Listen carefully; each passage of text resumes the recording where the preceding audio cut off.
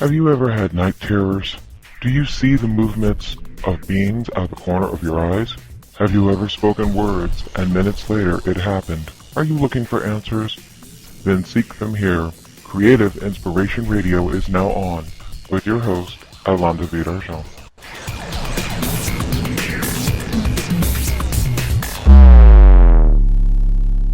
Hello, and welcome to this edition of Creative Inspirations Radio, also known as Creative iRadio. I'm your host, the Reverend Alanda Virarjon, and this episode is being brought to you by our friends at daymuse.com. If you have questions about the occult, tarot, necromancy, or paranormal, you'll find answers on daymuse.com. On this edition, we're going to talk about spiritualism. Spiritualism is a belief system. It is religion that postulates the belief that spirits of the dead residing in the spirit world have both the ability and the inclination to communicate with the living. Anyone may receive spirit messages, but formal communication sessions, also known as seances, are conducted by mediums.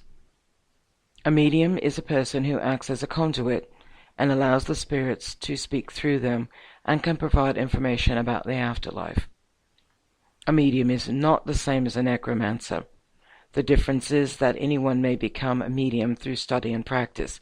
A necromancer, however, is someone born with not only the ability to commune with the dead, but they can have the dead do their bidding for them, depending on their strength of will. One of the most famous necromancers is Baron Samedi, from the Haitian voodoo beliefs. We'll talk about that on a later episode. Today, let's get back to spiritualists. Spiritualists believe in communicating with the spirits of disincarnated humans, the dead. They believe that spirit mediums are humans gifted to do this and often host seances. They believe that spirits are capable of growth and perfection, progressing through higher spheres or planes of existence in the afterlife. The afterlife to them is not a static place, but one in which a spirit goes to evolve. Spiritualism developed and reached its peak growth in membership from the 1840s to the 1920s, especially in the English-speaking countries. By 1897, it was said to have had more than 8 million followers in the United States and Europe. Mostly were drawn from the middle and upper classes, while the corresponding movements in continental Europe and Latin America was known as Spiritism. The religion flourished for about half a century without canonical text or formal organization, attaining cohesion through periodicals, tours by trance lecturers, camp meetings, and missionary activities of accomplished mediums. Although various spiritualist traditions have their own beliefs, known as principles, there are some shared concepts. 1. A belief in the spirit communication. 2. A belief that the soul continues to exist after the death of the physical body. 3. Personal responsibilities for life circumstances. 4. Even after death it is possible for the soul to learn and improve. 5. A belief in a God, often referring to as the infinite intelligence.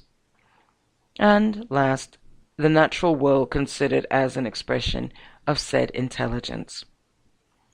As spiritualism emerged in the Protestant Christian environment, it acquired features in common with Protestantism, ranging from its moral system to practices such as Sunday services and the singing of hymns.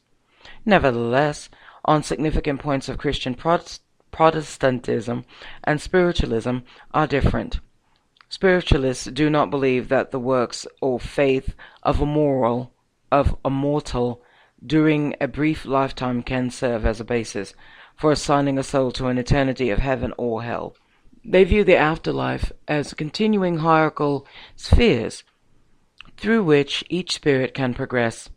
Spiritualists differ from Protestant Christians in their Judeo-Christian Bible is not the primary source from which they derive knowledge of God and the afterlife.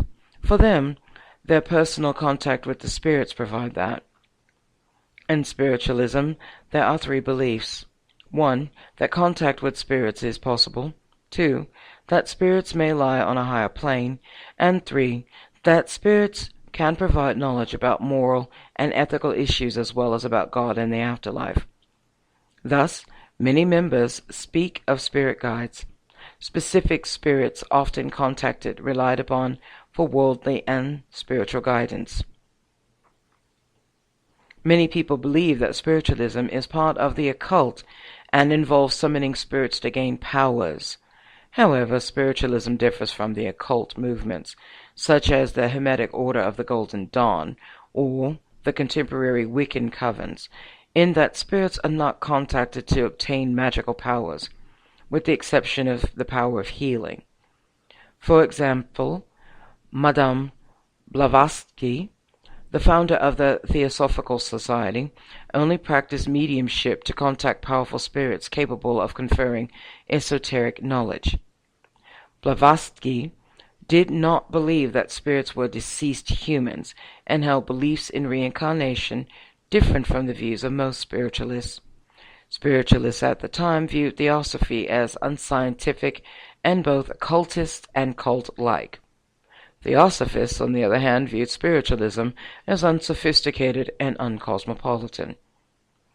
It should be noted that many prominent spiritualists were women, and like most spiritualists, supported causes such as the abolition of slavery and women's suffrage.